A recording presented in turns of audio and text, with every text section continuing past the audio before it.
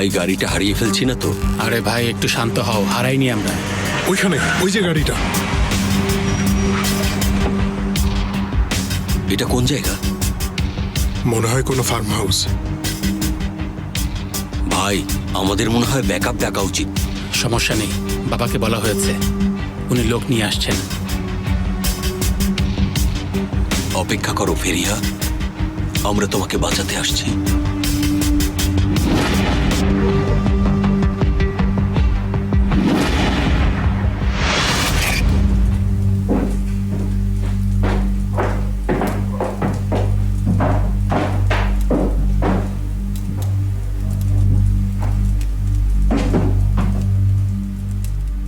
এতদিন ধরে আমার পেছনে ছিলে, সামনে এসে কেমন লাগছে বলো?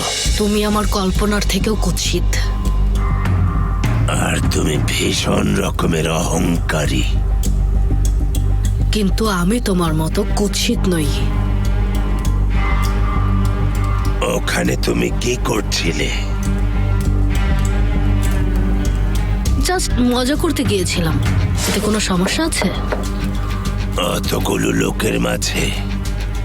হ্যাঁ, ওদের কেউই কিন্তু আমার যোগ্য নয়। শোনো, যাই হোক, আমার রক্ত তোমার শরীরে। দরকার হলে তোমার রক্ত বদলে ফেলবো। আমার মেয়ে তুমি। আমি তোমার মেয়ে নই। আমি তোমার মতো দানবের মেয়ে হতে পারি না। তুমি কি আমার কথা শুনতে পাচ্ছ? তুমি একজন কুৎসিত লোক। তুমি আমার জীবনে দেখা সবচেয়ে বিরক্তিকর মানুষ। আমি বিকৃত নই, শুধুমাত্র মাঝে মাঝে একটুখানি মাথা ব্যথা আছে, একটুখানি।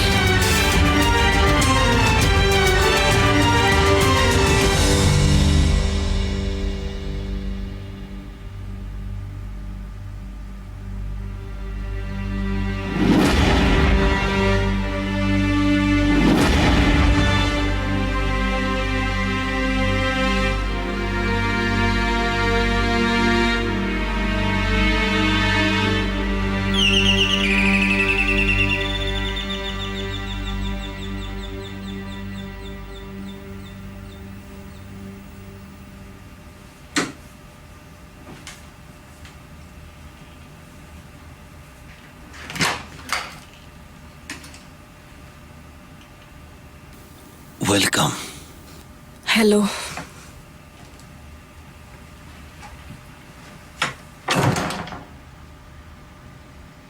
সদরুদ্দিন কেমন আছে?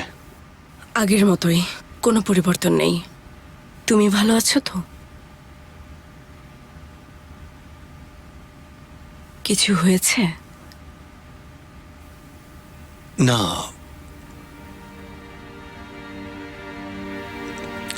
আমি ঠিক আছি। কিছু হয়েছে? না, কিছু না। কি আর হবে বলো তো আয়শা? কিছু না কিছু তো সবসময় লেগেই থাকে।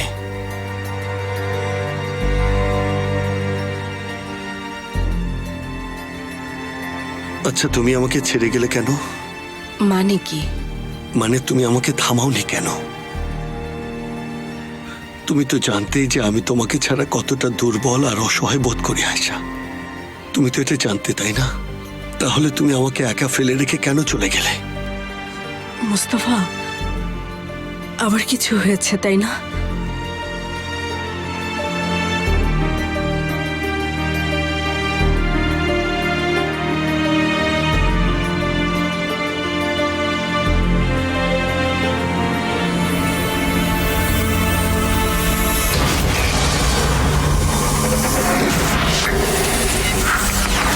আয়েশার বাচ্চাকে মেরে ফেললে কেন তুমি? জানো তো, লোহাকে গরম না করলে কোনোভাবেই এটাকে আকার দেয়া যায় না। গরম লোহাকে আঘাত করে করে আকার দিতে হয়। বুঝেছ তুমি আমার কথাগুলো ফেরিহা? তাহলে এটা করেছো কি ভাইয়াকে ভয় দেখানোর জন্য? না, সঠিক পথে ফেরানোর জন্য। একদিন ও ঠিকই মেনে নেবে ওর বাবা যে আমি পাহাড়ি উম্মার নয় সেটা। তুমি মানসিকভাবে অসুস্থ। আমি তোমার সন্তান হতে পারি না। তুমি তোমার মায়ের মতো বলছো। সে কোথায়? বেঁচে আছে? শেষবার যখন ওকে দেখেছিলাম তখন সে মারা গিয়েছিল।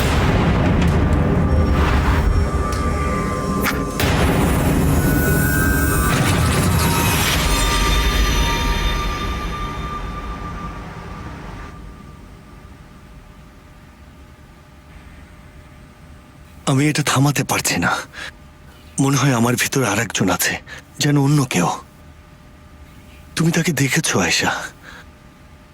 হ্যাঁ, আমি দেখেছি মুস্তাফা। তাহলে তুমি আমাকে থামাও না কেন? সবকিছুর জন্য তুমিই দায়ী। আমি কি করেছি? এটা মেনে নিয়েছো। এটা আমার দোষ কি বলবে?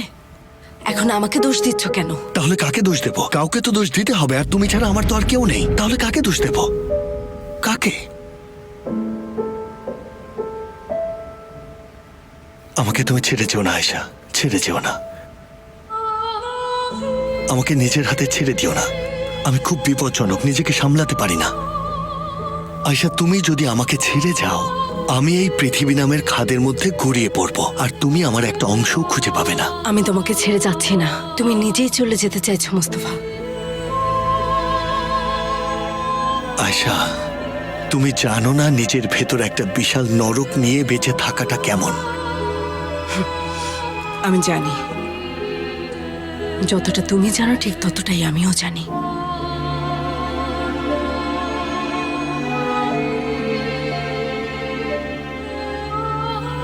আমি যে পথেই পা রাখি সেটাই ভুল হয়ে যায় আয়েশা। তুমি আমার হাত ছেড়ো না। চাইলে তুমি আমাকে মেরে ফেলো, কিন্তু তবু আমার হাত ছেড়ো না। যদি আমাকে মরতেই হয় তাহলে আমি তোমার হাতেই মরবো, তবুও তুমি অন্য কারো হাতে আমাকে ছেড়ে দিও না। চুপ করো মুস্তাফা, চুপ করো।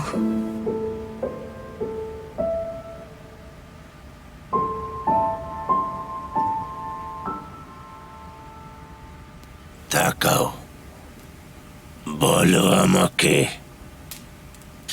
সত্য না বললে তোমাকে আমি মারতে বাধ্য হব। ওই পার্টিতে কি করছিলে?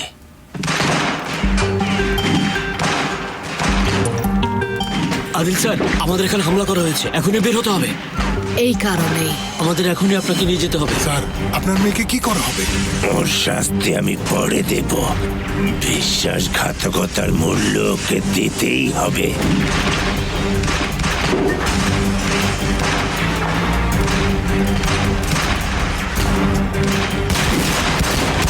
আমি আদিলকে জীবিত চাই। কেউ যদি ওর গায়ে হাত তুলে আমি নিজ হাতে তার মাথায় গুলি করব। ফেরিহ কোথায়? এই আশেপাশেই আছে, তুমি এখানেই থাকো। আমি যাচ্ছি ভাই। ওকে একা ছেড়ো না, যাও। ওরা চলে গেলেই আমরা বের হব। এত বড় সাহস! মেয়েকে ব্যবহার করে আমাকে খুঁজে পেয়েছে না। ওরা চলে যাচ্ছে,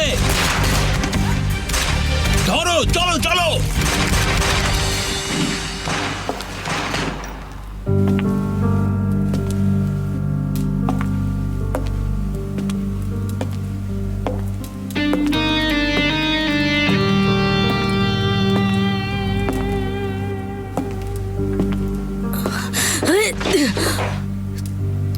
তুমি কোথায় ছিলে এতক্ষণ?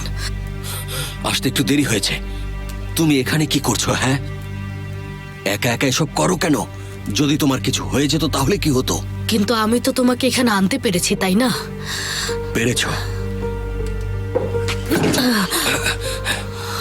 ওরা তোমার কিছু করেছে?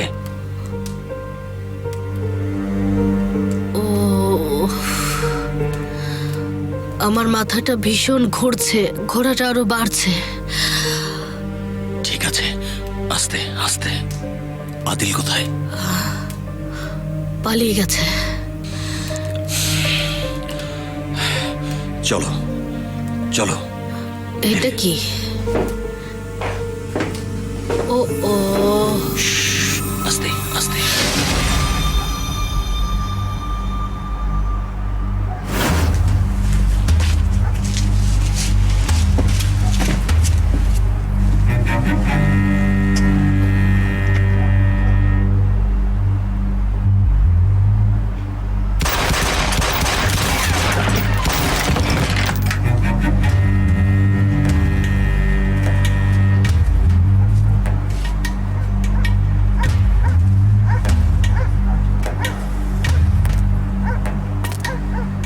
কোথায় পালিয়েছে ও?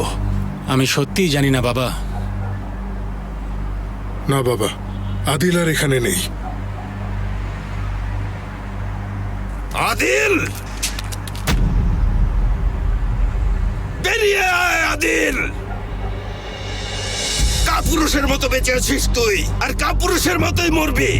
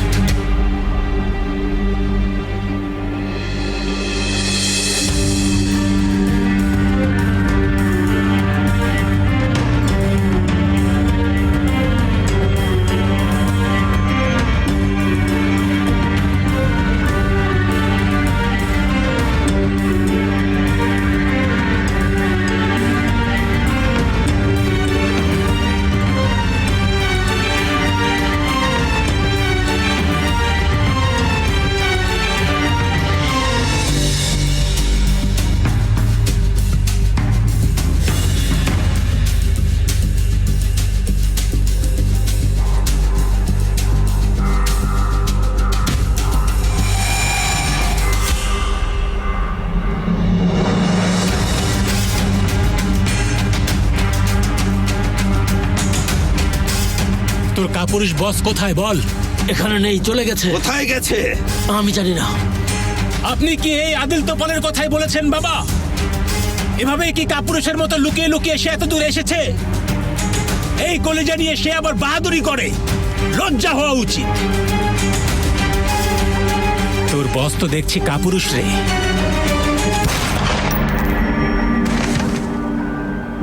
চলো চারপাশটা দেখি।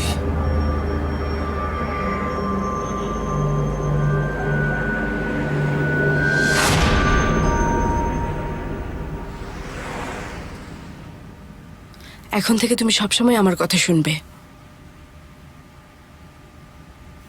আমি শুনবো আয়শা। সবসময় আমার কথা মানবে। ঠিক আছে, তাই মানবো।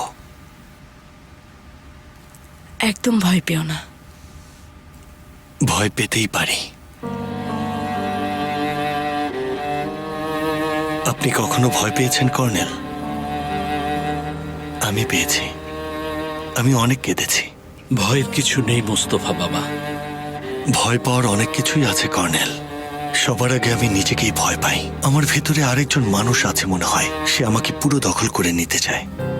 নিজেকে ছেড়ে দিও না তুমি। আয়শা এখানে আছে কর্নেল, ও আমাকে ছেড়ে যাবে না। ও যদি না থাকতো এতক্ষণে আমার লাশ পাওয়া যেত কর্নেল। কয়লার গন্ধে ভরা কোনো মহল্লার সরু গলিতে, হলুদ বাতিতে, আলোয় ভেজা তুষারময় এক শীতের রাতে যারা আমাকে দেখত তারা চিনত না, আর যারা চিনত তারাও দেখত না। আমার লাশটা ঘন্টার পর ঘন্টা সেখানেই পড়ে থাকতো। এমন কথা বলো না বাবা। আমি যাচ্ছি কর্নেল। আমি এক অজানা অন্ধকারের দিকে এগিয়ে যাচ্ছি, যার শেষটা স্পষ্ট না। তারপর আমি থেমে যাই। ভয় আসার অপেক্ষা করি কর্নেল, ভয় আসার অপেক্ষা করি।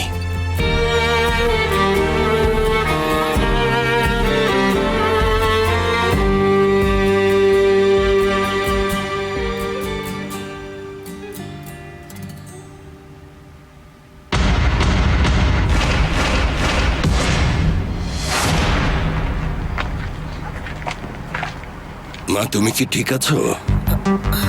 হ্যাঁ আমি ঠিক আছি আঙ্কেল। বাবা, ওরা নিশ্চয়ই ফেরিহাকে ভেতরে ড্রাগ বা কিছু একটা দিয়েছে। ও পুরোপুরি স্বাভাবিক না। আমি ওকে বাসায় দিয়ে আসি। ঠিক আছে, যাও। চলো যাই। এসো। ওরা কোথায় গেল? হ্যাঁ, কোথায় গেল? ভাই আমি জানি না ওরা কোথায়, কিন্তু গুলির শব্দ নিশ্চয়ই শোনা গেছে। পুলিশ যে কোনো মুহূর্তে চলে আসবে। চলো যাই। সে যত খুশি লুকিয়ে থাকুক, যত খুশি পালাক, শেষ পর্যন্ত আমরা ওকে খুঁজে বের করবই।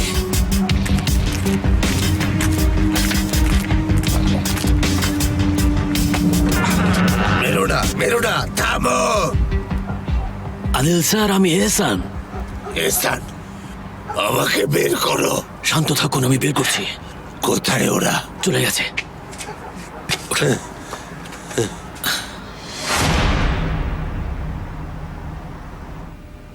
ফেরিহা, ফেরিহা তোমাকে একদম ভালো দেখাচ্ছে না। বসো বসো, এখানে একটু বসো। হ্যাঁ, এই তো, এখানে এখানে বসো। এই যে, হ্যাঁ, তোমাকে ডাক্তার দেখানো উচিত মনে হচ্ছে। হ্যাঁ, ওরা নিশ্চয়ই আমাকে কিছু দিয়েছে, ড্রাগের মতো কিছু একটা হবে। আমি আসলে সহ্য করতে পারছি না, মাথা ব্যথা করছে। ও, মাথাটা ভীষণ ব্যথা করছে, ব্যথা বাড়ছে, সহ্য করতে পারছি না। আমার খুব খারাপ লাগছে। কিভাবে কিভাবে ওরা ড্রাগটা দিল? কি ধরনের ড্রাগ ছিল তুমি দেখেছো? আমি জানি না।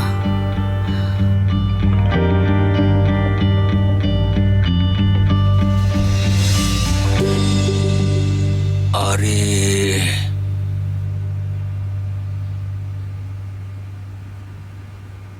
ফেরিহা, তুমি যেভাবে আমার দিকে তাকাচ্ছ, আমি শেষ।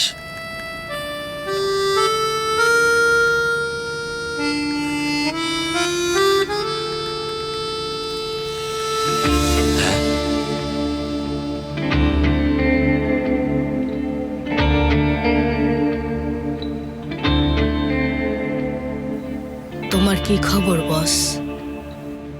কি কি বলছো ফেরিহা? ঠিক আছে, সব স্বাভাবিক।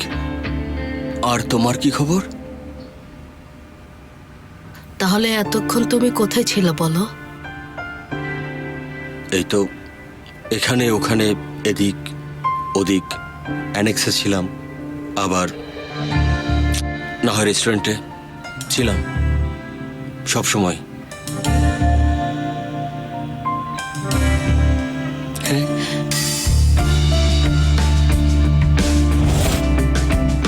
ফেরিহা, হয়তো এটা তোমার খুলে ফেলা ঠিক হচ্ছে না। বিষয়টা বাড়িও না। আচ্ছা,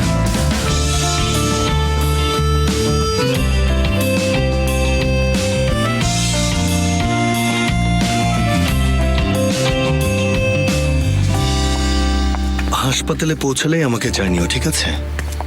আজকে ওকে জাগানোর চেষ্টা করবে? সেটাই তো করার কথা। শোনো, তুমি কিন্তু সাবধানে থাকবে। আচ্ছা, ঠিক আছে।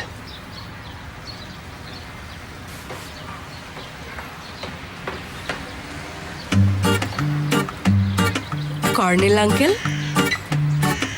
বাহ, ও কর্নেল সাহেব, কি খবর? আশা করি ভালো খবর মোস্তফা বাবা। আজ আমি একজন ভদ্র মহিলার সঙ্গে দেখা করতে যাচ্ছি। কোথায় যাচ্ছেন? বেকারিতে নাকি? আপনি তো দেখছি একেবারে লেডি কিলার।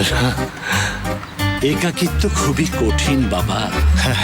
পরিচয় হলো কিভাবে? ইন্টারনেটে।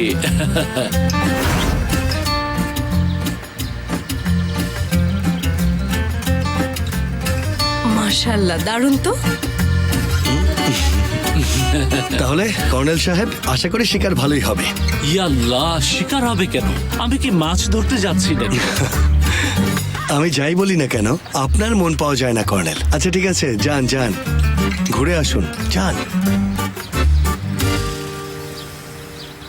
সঙ্গুল, তুমি এখানে কি করছো? আমাকে বের করে দিয়েছে, তাই এখন আমি উমরানের বাসায় আছি। সদরুদ্দিনের কোনো খবর আছে? আমি এখন হসপিটালে যাচ্ছি। কিছু জানলে কি তুমি আমাকে জানাবে? হ্যাঁ, জানাবো।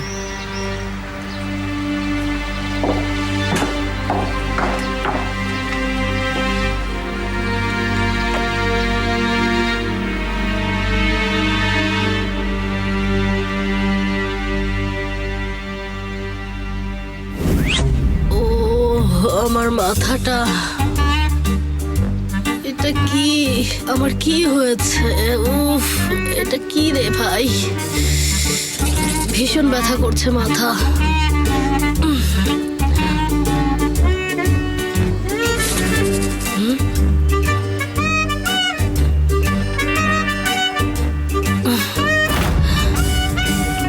আরে কি, আমার জামা কাপড় সব কোথায় গেল?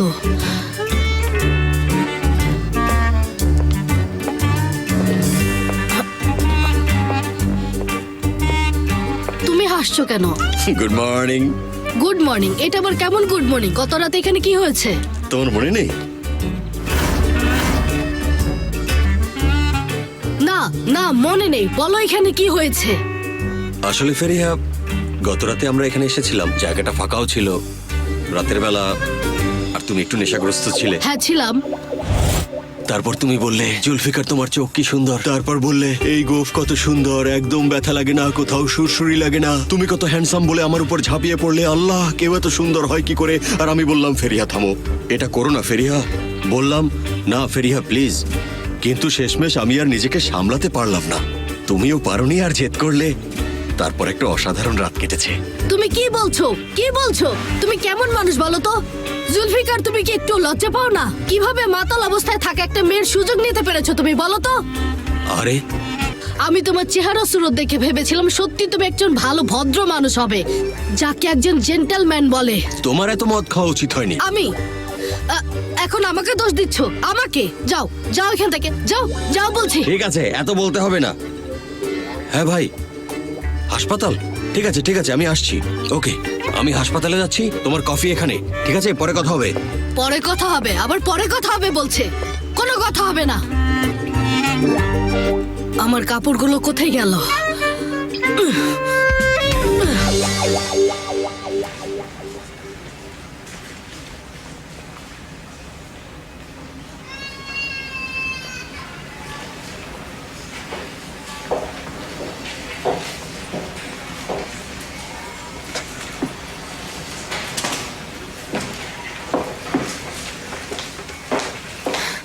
সেমা, কোনো আপডেট আছে? কি খবর? এখনো জানি না, আমরা ডাক্তারের অপেক্ষায় আছি।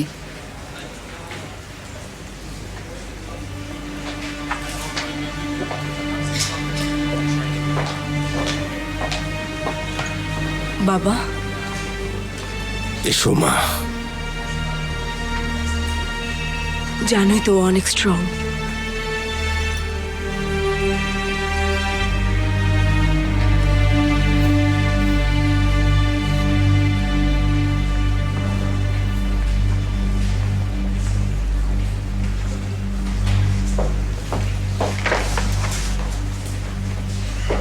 মিস্টার সদরুদ্দিনকে জাগানোর জন্য আমরা প্রয়োজনীয় পদক্ষেপ নিয়েছি।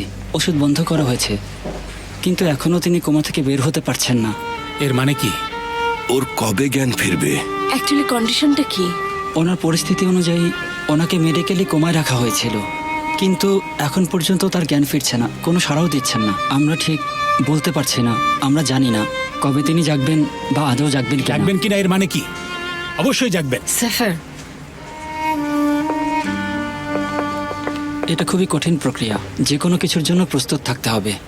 3 দিন, 3 মাস, হয়তো 3 বছর, এটা আমরাও জানি না।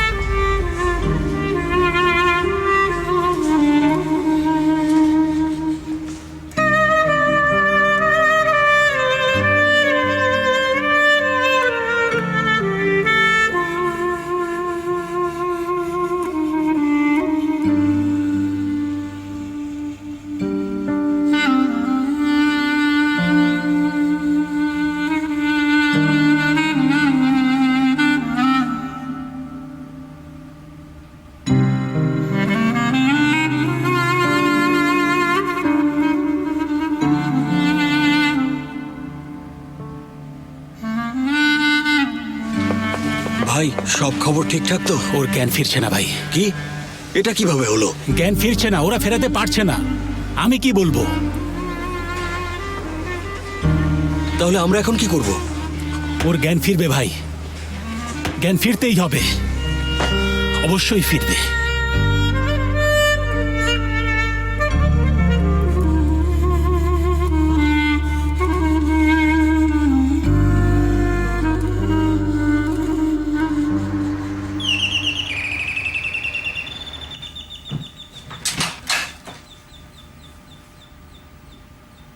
ফেরিহা, তুমি এখানে কি করছো? গত রাতে আমি আদিলের সঙ্গে ছিলাম। কি? আমি তার মুখোমুখি হয়েছিলাম। আমরা প্রায় ধরেই ফেলেছিলাম, কিন্তু সে পালিয়ে গেছে। তুমি আদিলের কাছে কি করছিলে? তুমি কি পাগল হয়ে গেছো ফেরিহা?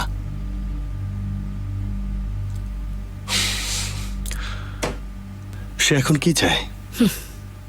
তোমাকে।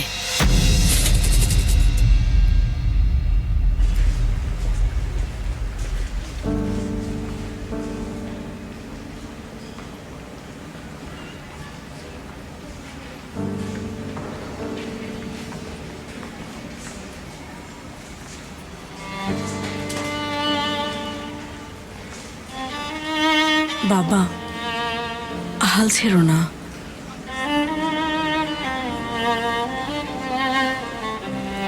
যদি ওর জ্ঞান না ফিরে? না, দেখবেন ও জাগবে। ও তো তোমার মতোই স্ট্রং, সব পার করবে। আমাদের পরিবারে তোমার চেয়ে শক্ত আর কেউ নেই আয়েশা। হয়তো সদরুদ্দিনকে অন্য হাসপাতালে নেওয়া উচিত। তাতে কি বদলাবে? আপনি বাসায় গিয়ে একটু বিশ্রাম নিন। গত কয়েকদিন হাসপাতালে থাকতে থাকতে খুব ক্লান্ত আপনি।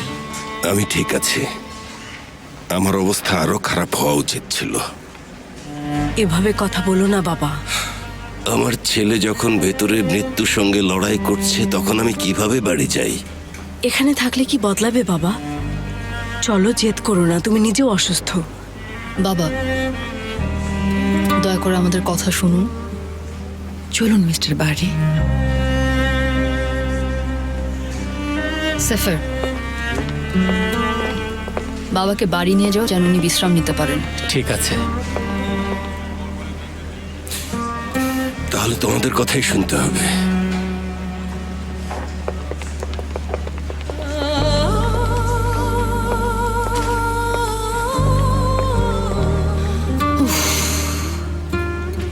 আয়শা, আমরা কিভাবে এসব সামলাবো? আর সহ্য করতে পারছি না। শেষ পর্যন্ত আমি রিভোল্ট করেই বসবো।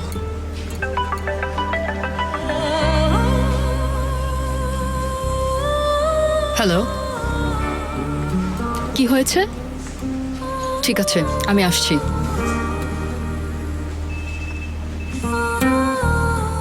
আয়শা, জরুরি কিছু কাজ পড়েছে, আমি পরে আবার আসবো, ঠিক আছে?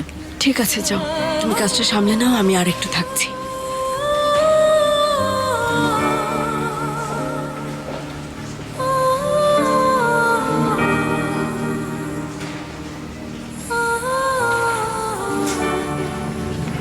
ওই লোকটা তোমার প্রতি ভীষণ অবসেসড ভাইয়া। কেন? বাহারিকে বাবা বলে ডাকো, সেটা পছন্দ করে না। এই লোক কি পাগল নাকি? একদম। হ্যাঁ, পাগলই। উনি এখনো ভাবে তুমি তার ছেলে, তাই তুমি তাকে বাবা বলে ডাকবে। সে একটা মানসিকভাবে উন্মাদ।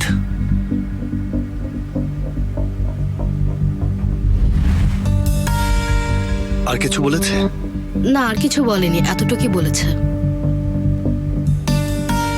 দেখো ভাইয়া, ওনার ব্যাপারে সাবধান থেকো, হিসেব করে চলাফেরা করো, না হলে ব্ল্যাক হোলের মতো টেনে নেবে তোমাকে। কথাটা একটু কঠিন।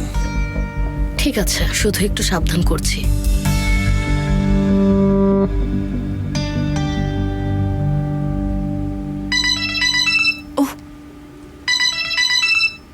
হ্যাঁ আয়শা, প্লিজ ওর কোনো ভালো খবর দাও। কোনো চেঞ্জ হয়নি, এখনো ক্রিটিক্যাল অবস্থায়। কি বলছো? ডক্টররা ওকে জাগানোর মেডিসিন বন্ধ করেছে, তবুও সদরুদ্দিনের জ্ঞান ফেরেনি। এখন আমাদের শুধুই ওয়েট করা ছাড়া আর কোনোই উপায় নেই। আয়েশা, তুমি সত্যিকার সিচুয়েশনটা বলো প্লিজ। তুমি তো একজন ডক্টর। ও সুস্থ হবে না? কি আর বলবো সঙ্গুল, ও তো এখনো কোমায় আছে। নতুন কোনো আপডেট পেলে বা কিছু হলে তোমাকে জানাবো। ঠিক আছে, জানিও।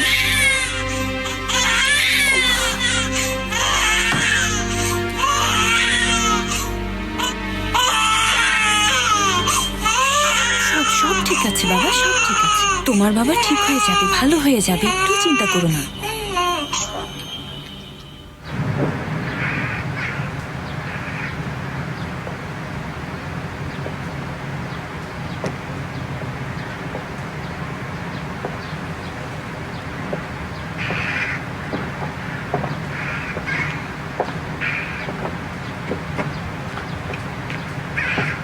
সেফের, তোমার কাছে কত টাকা আছে? 700-800 মতো আছে বাবা। ওই যে লোকটা বসে আছে তাকে সব টাকা দিয়ে দাও। ও, হাতে না দিয়ে অন্যভাবে দাও। ঠিক আছে বাবা।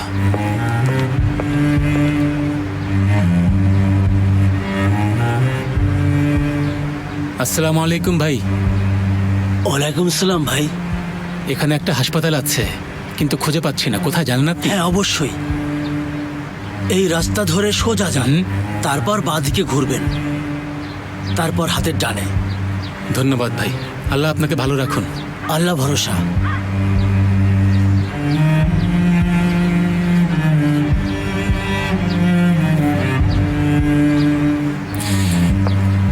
আরে বাহ, খুব ভালো করেছো। আপনার কাছ থেকেই তো শিখেছি বাবা। সদরুদ্দিন সুস্থ হলে আমি ইস্তানবুলের সব গরিবকে সাহায্য করব। চলো।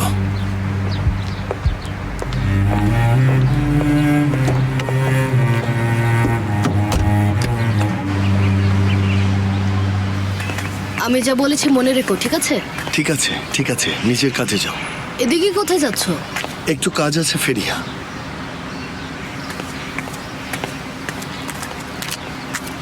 স্যার, নাইমা, তুমি এখানে কি করছো? আপনি জানেন না সালেকে খুন করা হয়েছে?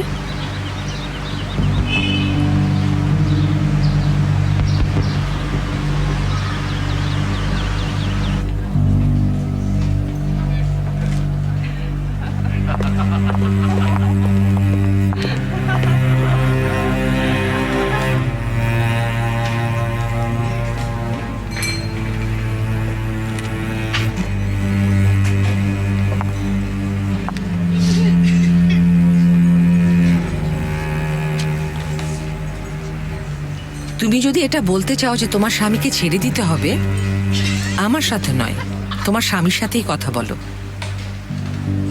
না, এসেছি তোমার ছেলে অনিকের জন্য। অনিক মানে? ওর আবার কি হয়েছে? কেন ওকে এতিমখানায় রেখে এসেছো? তাতে তোমার কি? তুমি আসলে কে? এখানে ভয় পাওয়ার কিছু নেই। অনিকের জন্য সবচেয়ে ভালোটা চাই। আমি ওর ভালোটাই চেয়েছিলাম, তাই ওকে এতিমখানায় দিয়েছি। কোথায় কাজ করি দেখো, এটা নিশ্চয়ই ওর জন্য ভালো হতো না? তাহলে তোমার পরিবেশ বদলানো উচিত ছিল। আমি বাচ্চা পছন্দ করি না, ঠিক আছে? আর এটা নিয়ে তোমার মাথা ব্যথা কেন? আমি কাউকে জবাবদিহি করতে পারবো না। এখন চুপচাপ বসো, বসো। তোমার সাথে আমার কিছু কথা আছে। তুমি যদি আমাকে এটা বলতে চাও যে অনিককে এতিমখানা থেকে বের করে তার মা হব, এমন ইচ্ছা নেই।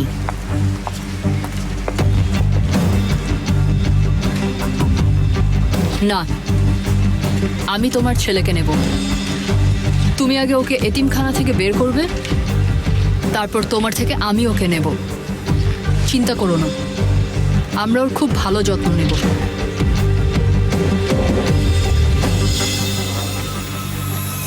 সালে মারা যাওয়ার আগে বলেছিল ডাক্তারকে আপনিই খুন করেছেন। তুমি কি বলছো নাইমা? আমি জানি না স্যার, আমি কনফিউজড। আপনি বলুন। আমি কি বলবো বলো তো? এটা কি কোইন্সিডেন্ট? আপনি ডাক্তারকে মারলেন আর? নাইমা, শান্ত হও, শান্ত হও, আমার কথা শোনো, চুপ থাকো, ঠিক আছে? শান্ত হও। বলুন এটা করেননি। আমি আপনাকে বিশ্বাস করতে চাই। প্লিজ বলুন করেননি। আমি করিনি নাইমা, আমি করিনি। এটা আমি না। বিশ্বাস হচ্ছে না। তুমি কি বলছো বুঝতে পারছো? আমরা দুজনেই আপনার জন্য জব রিস্কে ফেলেছি। আমি এটা এত সহজে ছেড়ে দেব না। যদি দেখি শেষ পর্যন্ত বিষয়টা আপনার দিকে যায় স্যার। নাইমা, নিজেকে সামলাও। ওর একমাত্র ভুল আপনাকে বিশ্বাস করা, একমাত্র ভুল।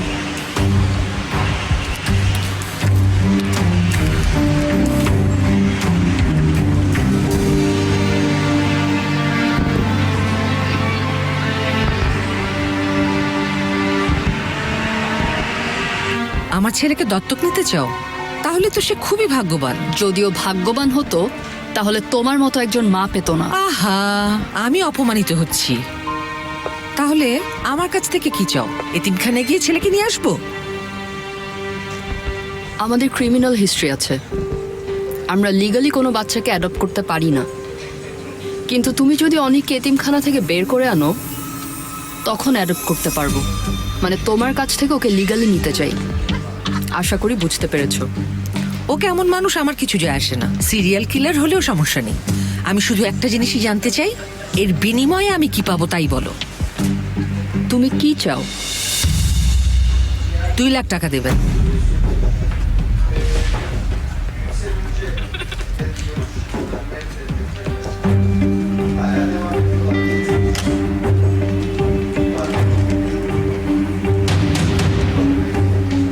এগুলোতে সাইন করো, তাহলে 20 লাখ তোমার। এত সহজে পাবো জানলে আরো বেশি চাইতাম। Thank you very much. চাও তো আমি তোমাকে আরো সামান্য বাড়িয়েও দিতে পারি। আল্লাহ আমাকে অনেক দিয়েছেন।